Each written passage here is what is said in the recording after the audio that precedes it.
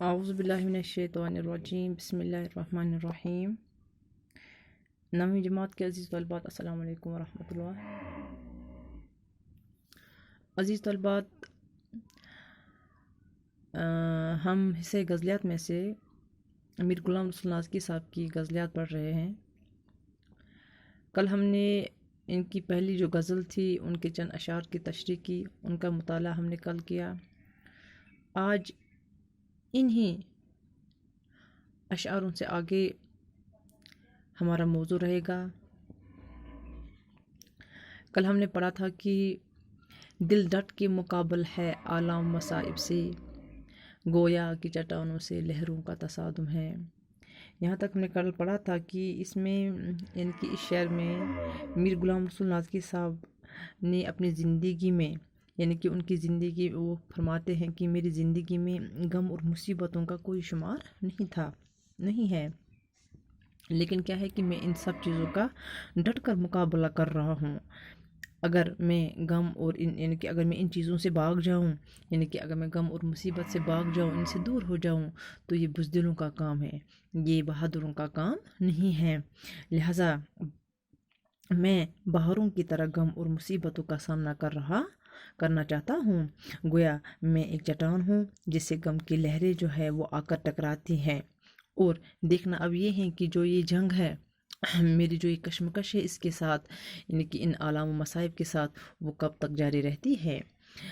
چوتھا شعر جو ہے، دنیائے محبت کی ہر چیز نرالی ہے، دنیائے محبت کی ہر چیز نرالی ہے، خاموش اشاروں پر بنیاد تکلم ہے۔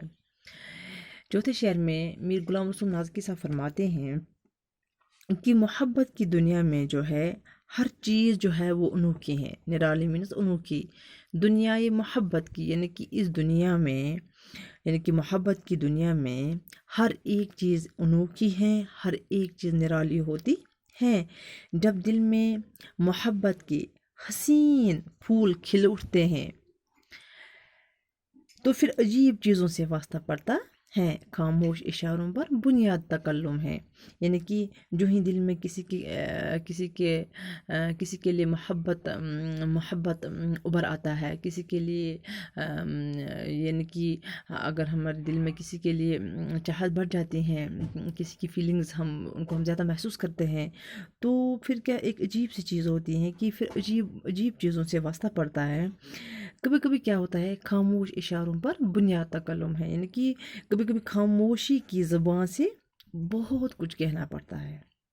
یعنی کہ کبھی کوئی ایسی بات جس کو ہم زبان سے ادا نہیں کر سکتے، جس کو ہم زبان سے نہیں کہہ سکتے، بلکہ اس کو ہم اشاروں میں ہی بیان کر سکتے ہیں۔ یعنی کہ کبھی کبھی خاموشی کی زبان جو ہے وہ بہت کچھ یعنی کہ اسے بہت کچھ کہنا پڑتا ہے۔ حقیقت کیا ہے؟ حقیقت تو یہ ہے کہ دنیای محبت کی زبان جو ہے وہ خاموشی کی گفتگو کی بنیاد پر کھڑی ہے۔ یعنی کہ آج کل جو محبت کی زبان ہے وہ زیادہ تر خاموشی کی گفتگو کی بنیاد پر کھڑی ہے۔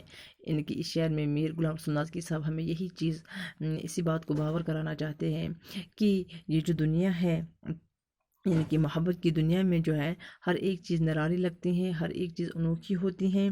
یعنی کہ دل میں محبت کے جو ہے پھول کھل اٹھتے ہیں۔ جب دل میں کسی کے لیے محبت کے حسین پھول کھل اٹھتے ہیں تو پھر عجیب چیزوں سے واسطہ پڑتا ہے۔ پھر کیا ہوتا ہے کہ پھر خاموشی کی زبان جو ہوتی ہے اس کو استعمال کرنا پڑتا ہے، یعنی کہ خاموشی میں ہی یعنی کہ اشاروں میں ہی پھر باتوں کو بیان کرنا پڑتا ہے۔ حقیقت تو یہ ہے کہ دنیای محبت کی زبان جو ہے وہ خاموشی کی گفتگو کی بنیاد پر کھڑی ہے۔ مقطع میں اچھا لاسٹ ون شعر میں میر غلام رسول نازکی صاحب فرماتے ہیں کہ جب جنت عرضی میں آرام نہیں ملتا، جب جنت عرضی میں آرام نہیں ملتا، پھر خلد بری کیا ہے، واعظ کا توہم ہے۔ یعنی کہ اس میں میر غلام رسول نازکی صاحب فرماتے ہیں کہ جو جنت عرضی یعنی کہ کشمیر کو بھی کہا جاتا ہے کہ کشمیر اپنی خوبصورتی اور حسن کے لیے دنیا بھر میں مشہور ہے۔ اپنے حسن اور دلکشی کی وجہ سے اسے دنیا کی جنت یعنی کہ اسے کیا کہا گیا ہے کہ یہ جنت، اس کو جنت کہا گیا ہے۔ یہاں پہ فرماتے ہیں میر غلام رسول ناسکی صاحب کہ اپنے حسن اور دلکشی کی وجہ سے اس دنیا کی جنت میں آرام و سکون میسر نہیں، تو پھر خدا کی بتائی ہوئی جنت کی بھی کچھ حقیقت نہیں۔ پھر کھل دے بریں کیا ہے واعظ کا توہم ہے، یعنی کہ جو پھر خدا کی بتائی ہوئی جنت ہے اس کی بھی کچھ حقیقت نہیں، یہ واعظ کا وہم ہے، یہ واعظ کا وہم ہے۔ یعنی کہ اس شعر میں میر غلام رسول ناسکی صاحب ہمیں اس بات کو باور کرانا چاہتے ہیں کہ جو یہ ہماری کشمیر ہے یہ اتنی خوبصورت ہے، یہ اتنی خوبصورت ہے کہ اپنی خوبصورتی اور حسن کے لیے یہ دنیا بھر میں مشہور ہے۔ پھر کھل دے بریں کیا ہے واعظ کا توہم ہے، اگرچہ یہ اپنے حسن اور دلکشی کی وجہ سے مشہور ہے، تو یہاں پر کیا فرماتا ہے کہ اگر میر غلام رسول ناسکی صاحب فرماتے ہیں کہ اگرچہ مجھے اس دنیا میں آرام و سکون میسر نہیں، تو پھر خدا کی بتائی ہوئی جنت کی بھی کچھ حقیقت نہیں۔ مجھے نہیں لگتا ہے کہ اگر اس دنیا میں ہمارے لیے آرام و سکون نہیں ہے تو اس دنیا میں کیا ہوگی۔ یعنی کہ یہ جو سب باتیں ہیں یہ واعظ کا توہم ہے، یہ تو شک ہے، شک پر بنی ہوئی ہے، لہٰذا ان باتوں سے ہمیں کیا کرنا چاہیے، ان باتوں سے ہمیں پرہیز کرنا چاہیے، ان باتوں سے ہمیں بچنا چاہیے کہ جب جنت عرضی میں آرام نہیں ملتا، جب ہمیں اس دنیا میں آرام نہیں میسر ہے تو اس دنیا میں کیا ہوگا۔